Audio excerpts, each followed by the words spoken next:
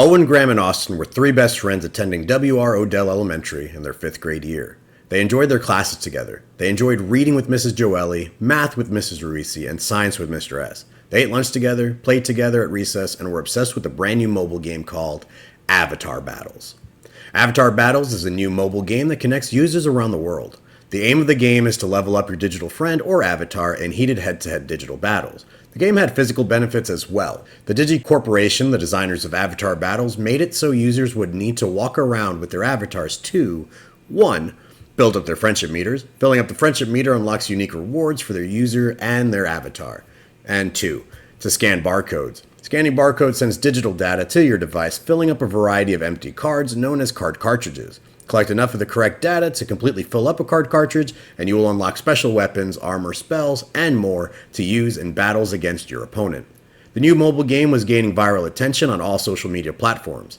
The Digi Corporation, with great delight, announced that they would be crowning the world champion at the Invitational World Championships, or IWC. The rules for qualifying were simple. You had to be a registered user with your own digital friend, and your win-loss ratio must be at 90% or above by the end of the year, with a minimum of 100 total matches. The Digi Corporation added that your win-loss record would only be recorded when facing new opponents. You couldn't simply keep defeating the same user and rack up wins. The best way to get invited to the IWC was to compete in various tournaments.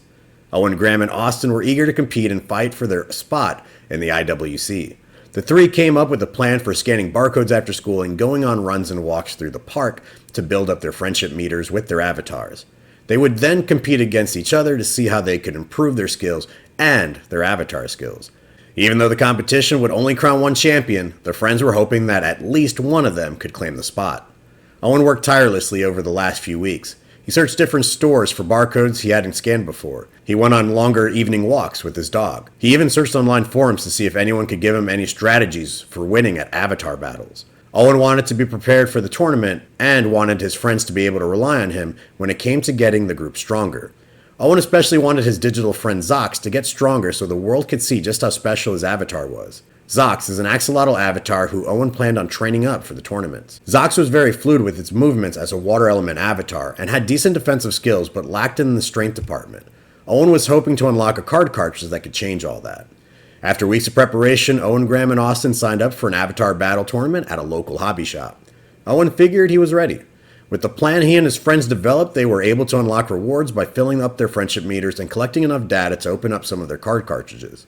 Owen's first match was against a girl named Prenevi. Owen logged Zox into the digital arena, and Prenevi sent out her porcupine avatar named Quill. Owen knew Zox could outmaneuver Quill and attempted to use the speed to confuse the prickly opponent. Prenevi's digital friend couldn't keep up with the axolotl's movements. She decided to use a spell from one of her card cartridges called Thornstorm.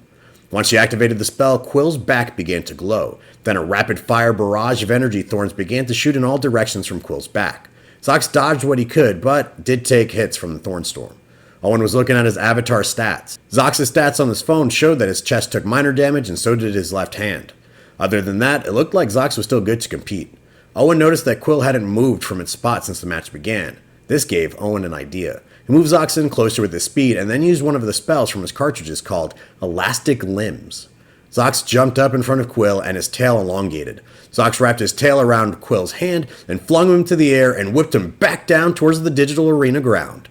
Quill's back was stuck to the ground, and Owen took advantage of this by using a special attack he unlocked by filling up Zox's friendship meter. Zox opened up his mouth wide, and Owen activated Water Torpedo. A large ball of water formed in front of Zox, taking the shape of a torpedo.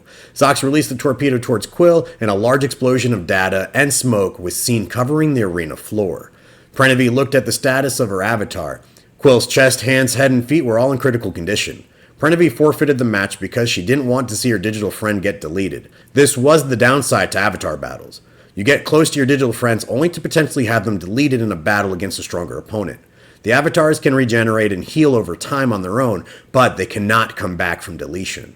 Owen had a large smile on his face. His hard work had paid off. Zox absorbed the loose data, filled up some empty card cartridges, and had its level increased. Owen was ready to root for his friends and move on to the next match.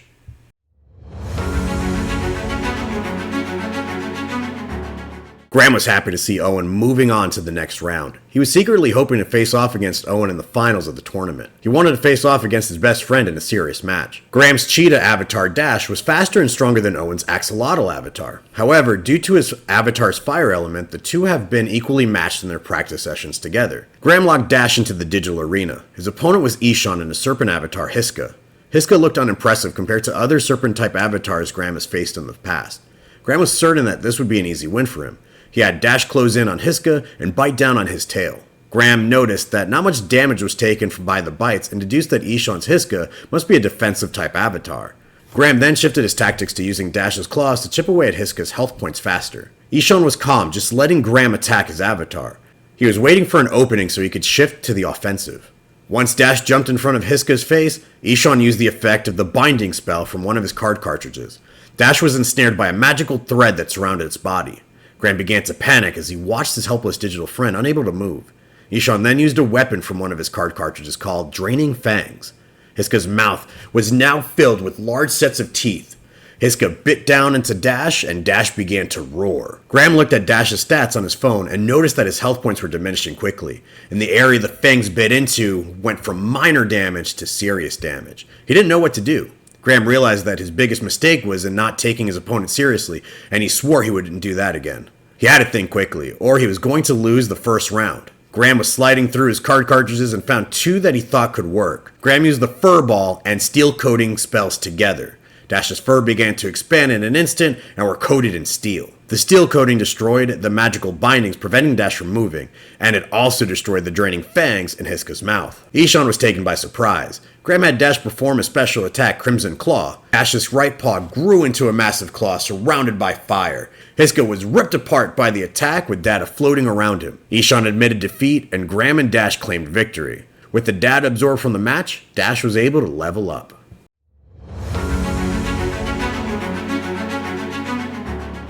Austin was so happy for her two friends and their victories. She looked at her phone to make sure her digital friend Penny was ready for their upcoming match. Her purple penguin avatar had an ice element.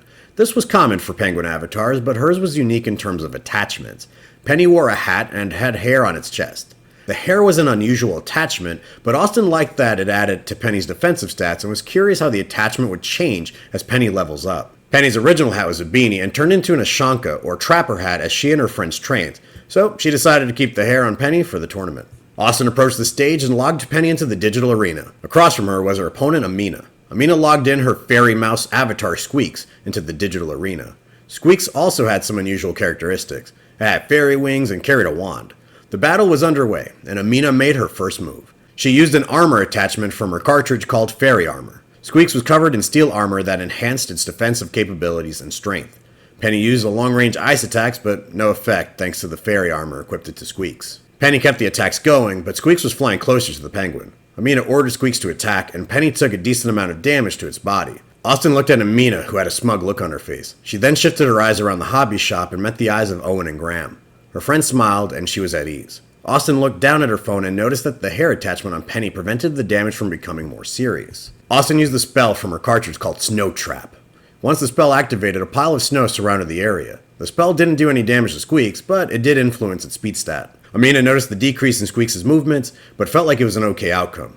Penny, on the other hand, had its speed stat increased to its maximum levels. Austin told Penny to move and attack. The penguin was moving rapidly in a circle around Squeaks. As Penny moved, the snow began to whip up into the sky. Penny then began shooting a barrage of ice at the mouse. Amina laughed at Austin.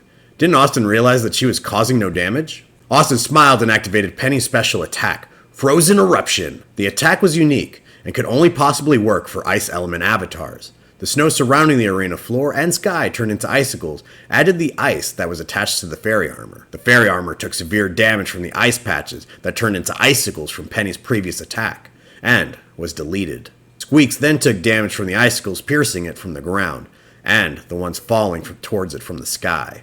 Amina forfeited the match after seeing her fairy mouse in critical condition. Austin won the match and was super proud of her digital friend. The three friends were happy that each of them made it through the first round of the tournament. They continued to cheer each other on as the tournament resumed. By the end of the tournament, a person was named the winner as the friends looked on from the crowd. Owen, Graham, and Austin weren't down about losing. They were happy that they got to work hard together and got to see how much they've grown within the matches. The three couldn't wait to sign up for the next tournament together.